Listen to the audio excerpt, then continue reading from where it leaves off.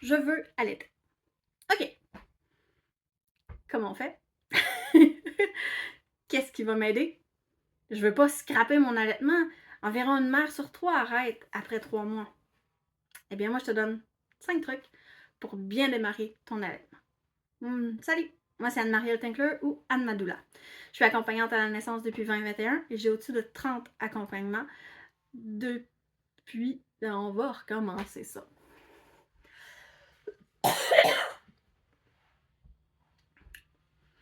Je veux allaiter.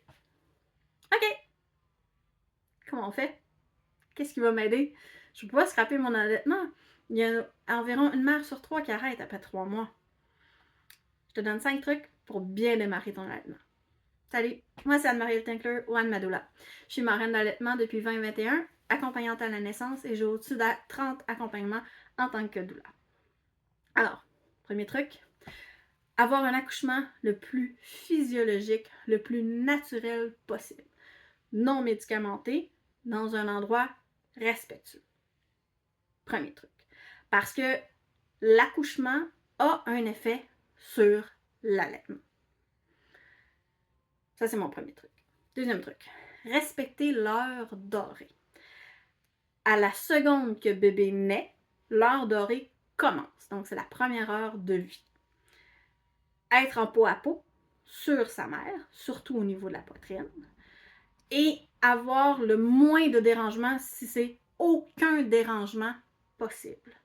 Donc, on oublie la prise de poids, on oublie recoudre maman si elle a été déchirée, on oublie les 1001 suggestions, les gros félicitations, on prend une photo. On essaie d'être le plus calme et le moins dans la bulle de la personne qui vient de donner naissance et du bébé. Évidemment, ça c'est pour un accouchement où tout va bien, le bébé respire, le bébé devient rose, le bébé est en santé et la mère aussi. Donc, essayez de respecter l'heure dorée au maximum.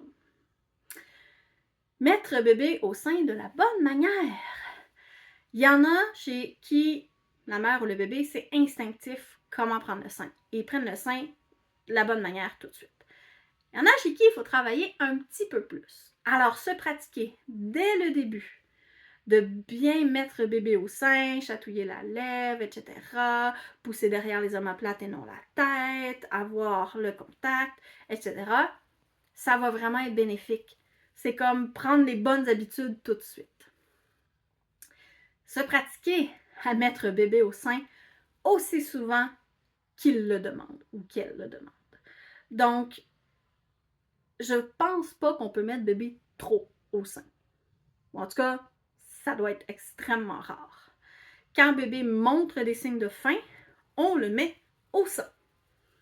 Simple. Donc, apprendre des signes de faim et être disponible pour pouvoir le mettre au sein. Si on n'est pas disponible, on demande de l'aide. Justement, quatrième truc, demander de l'aide. Si ça fait mal, si on n'est pas certaine, si on veut se faire évaluer, si ça va moins bien, il y a avoir une marraine d'allaitement, qui peut être souvent votre accompagnante à la naissance, et demander de l'aide avec la Ligue de la Leche, la Ligue de la Lèche. C'est pas super en français. Qui est un organisme qui aide mondialement pour l'allaitement. Et je vous donne un 6e petit truc en bonus. La patience.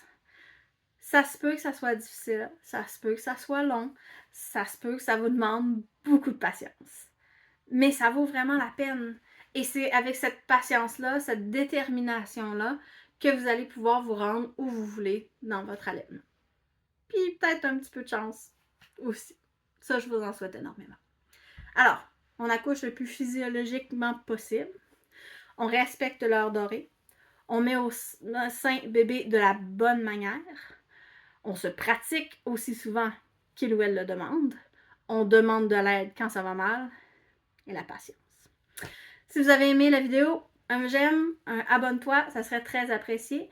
Sinon, j'ai un petit guide gratuit, un petit outil qui va être en lien dans la description en bas qui s'appelle Sauve ton périnée. Bonne journée!